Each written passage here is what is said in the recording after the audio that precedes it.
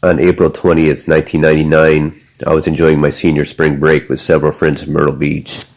We didn't have a care in the world, but our mood suddenly shifted when we learned the horrific massacre that happened at Columbine High School in Littleton, Colorado, that claimed the lives of 15, including the two shooters, and injuring 24. This truly shocked us. The story was getting national attention.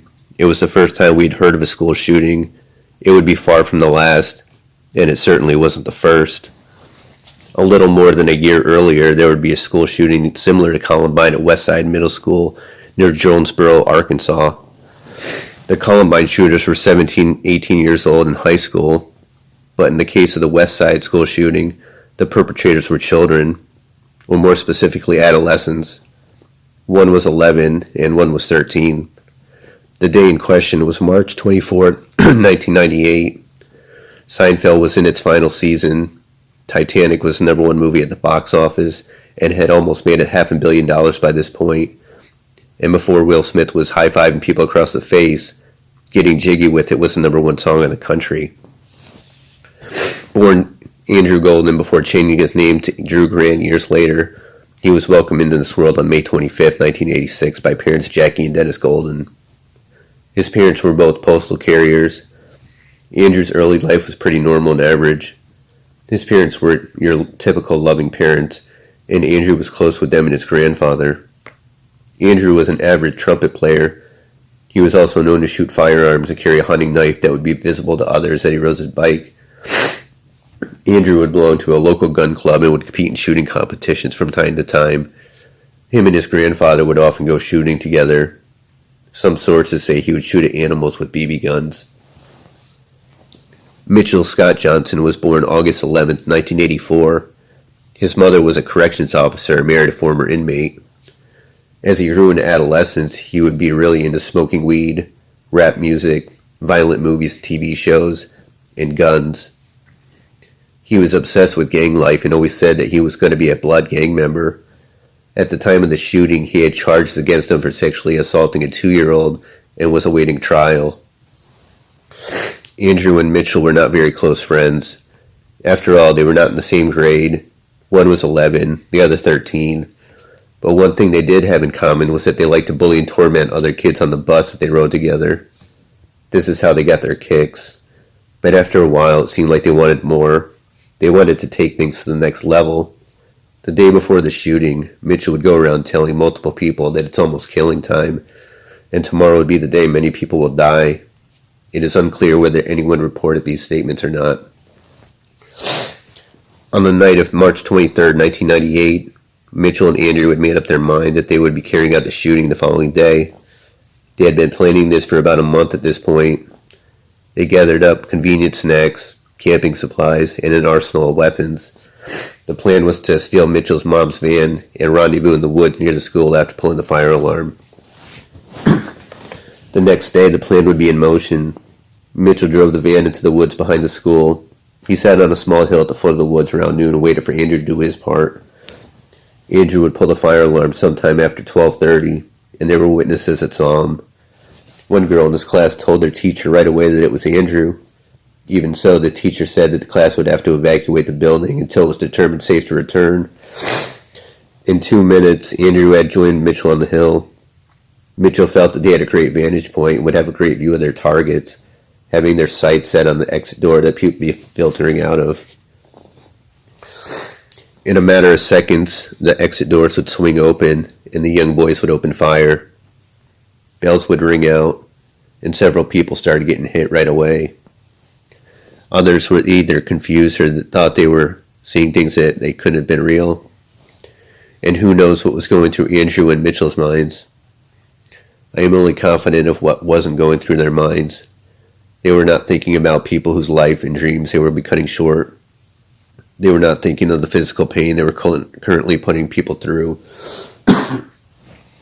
They were not thinking of the parents and the kids they were harming and killing, that years from now these parents would never be the same, and that they would continue to go through something that no parent should ever go through. That these parents' lives were essentially over. That this nightmare would never end. They were not thinking of themselves. They were not thinking of the consequences that this would cause to themselves. They did not think of the fact that they would be looking at life behind bars at 11, 13 years old, away from the love and shelter their parents had provided, their hot, home-cooked meals, and their freedom to run, ride their bikes, and play. They did not think of their own parents and what this would do to them, that they would soon receive death threats for this terrible crime, that their parents could only have contact with them through glass for years to come when they would come visit them in the state juvenile detention center and later the federal one, that their parents would be able to shop or walk down the street without being stared at, harassed, or attempted to be chased down for an interview, that their parents would have trouble sleeping years later, thinking about the victims, racked with guilt, wondering what they could have done differently. I think it may be a fair statement to say they couldn't have done anything differently. It seems apparent to most that the boys decided to do this makes no fucking sense at all. In about a minute's time, the boys managed to kill 5 and wounded 10, making this event quite horrific. Of the 5 killed, one was a 6th grade teacher named Shannon Wright, who Mitchell had a grudge against and would later brag about killing in the detention center. The other 4 were young females whose ages ranged from 11 to 12. Their names were Natalie Brooks, Paige Ann Herring, Stephanie Johnson, and Brittany Varner. The boys would run through the woods to where the van was parked, but police would catch up with them before they were able to get away. They definitely had the intentions of getting away. Many school shooters have taken their life after committing such a heinous act, but I don't think the underdeveloped minds could foresee what would happen in this case. Andrew and Mitchell would be remanded to jail for 4 months before the trial. They were said to cry at times to carry out a Bible, but some have said this was all for show, either around their own parents or to portray themselves as good boys to avoid a long prison sentence. Originally, the prosecutor wanted to seek the death penalty for the boys. This, however, would not be possible in the state of Arkansas. The boys would be prosecuted as juveniles. They both pled guilty and were sentenced to juvenile detention until the age of 21.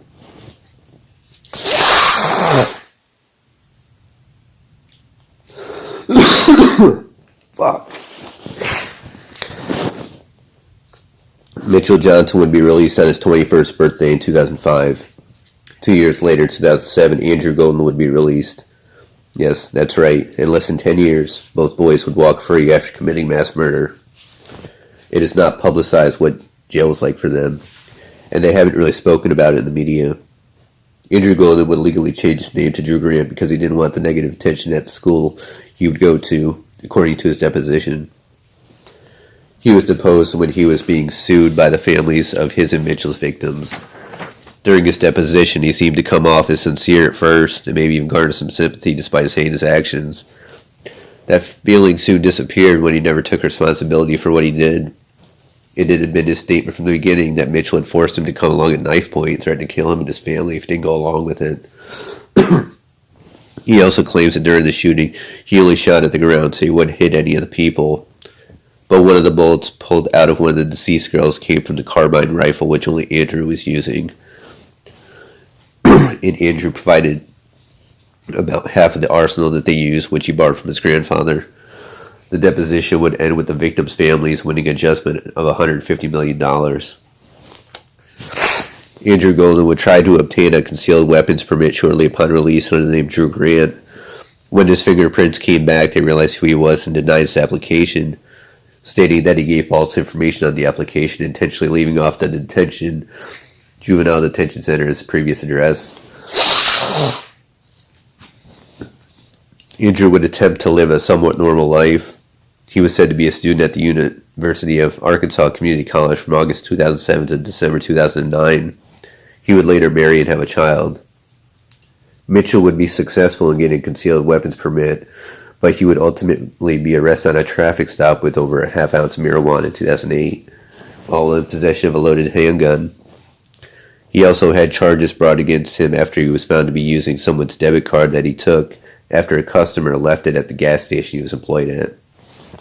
All in all, he spent another 6 to 7 years in jail until he was released and forced to complete a rehabilitation program for his marijuana use. While these two lives weren't perfect. They seemed to do what no other mass school shooter was doing, which was walking around the streets freely after committing their act. But in 2019, one of them would have their life cut short. In July 2019, Andrew Golden, aka Drew Grant, aka school shooter, would be driving home with his wife and 2-year-old when they collided head-on with another vehicle on Highway 167 near Kansas City in Missouri. The driver of the other vehicle, Daniel Petty, 59, also died. That is the case of the Westside Middle School shooting of 1998. Thank you for watching, and I'll see you next time.